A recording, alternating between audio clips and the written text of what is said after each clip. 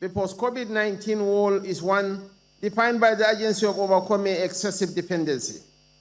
Every nation emerged from that period not only bruised by social dislocation, but also resolved to confront long-standing structural weaknesses at home.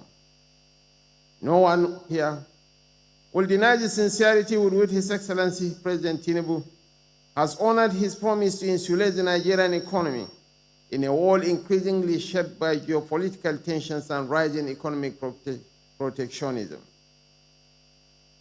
The inclusive growth on our radar is not an exercise in sloganeering. We have confronted the macroeconomic obstacles before us. What remains is to ensure that progress filters down to the everyday lives of our people. This is precisely why the National Economic Council remains the most suitable vehicle for delivering the promise of inclusive growth. Our mission, Your Excellencies, distinguished ladies and gentlemen, is incomplete if a child born in Lafia does not have the same chance to thrive as one born in Lagos. If the farmer in Makurdi, the entrepreneur in Aba, and the student in Sokoto cannot all find dignity, opportunity, and hope within the Nigerian dream. Your Excellencies, distinguished ladies and gentlemen, the journey towards inclusive growth demands sustainable national development that balances expansion with equity, opportunity with responsibility, and prosperity with environmental stewardship. It is no longer enough to measure progress by GDP figures alone. We must ask harder questions. How does growth transform lives? How does it uplift communities? How does it strengthen national cohesion? As members of this council and leaders of our respective states, the weight of responsibility rests squarely on our shoulders. Aside from being a policy advisory body to the President, NEC remains the engine room for consensus building and coordinated action across the federal and subnational governments.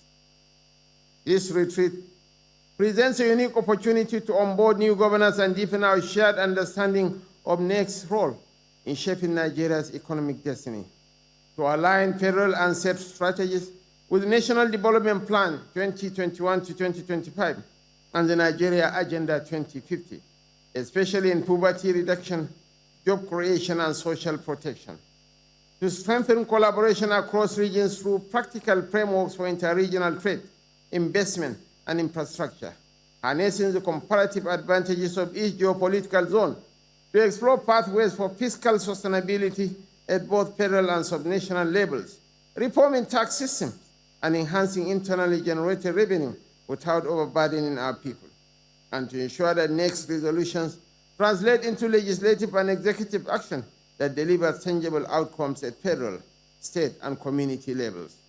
Your Excellencies, distinguished ladies and gentlemen, Nigeria's future will not be decided in Abuja alone. It will be shaped in our states, in our local communities, and through the choices we make in forums such as this. This is why today calls for a renewed commitment to collaboration, pragmatism, and shared responsibility. As deliberations unfold over the next 2 days, I urge each of us to be bold in thought, courageous in questioning the status quo, and resolute in crafting an implementable roadmap that speaks not just to growth, but to growth that is inclusive, sustainable, and transformative. History will not judge us by what we discuss, but by the clarity of the actions and the impact inspired by such decisions. May this conference mark another step towards a nation that works for all its people. Once again, I wish to tender the apologies of His Excellency, the Governor of Kwara State, for his inability to attend this function, fundamentally because of the security challenges we are facing in Kwara. A minute silence has been observed in honor of the victims, but victims of terrorism cuts across all regions and all parts of the state, from Anambra to Sokoto.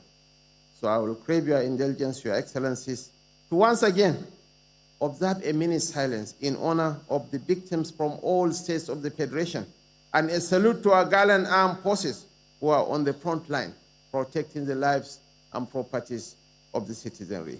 Your Excellencies, let us once again rise for a minute silence.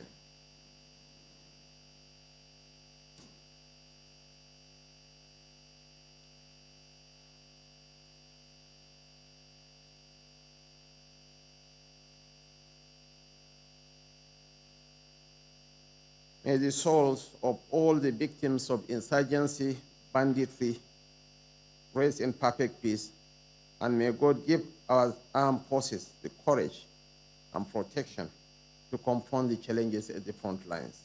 Thank you, and may God bless us all. Thank you very much. His Excellency is done. And you may be seated as we prepare to run the batch of photography before he leaves. Your Excellency, I'd like to crave your indulgence, sir. I'd like to, first of all, invite members of NEC to join you for this.